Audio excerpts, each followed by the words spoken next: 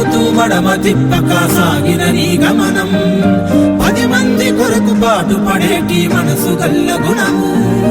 మాట నిలుపుతూ మడమ తిప్పక సాగిన నీ గమనం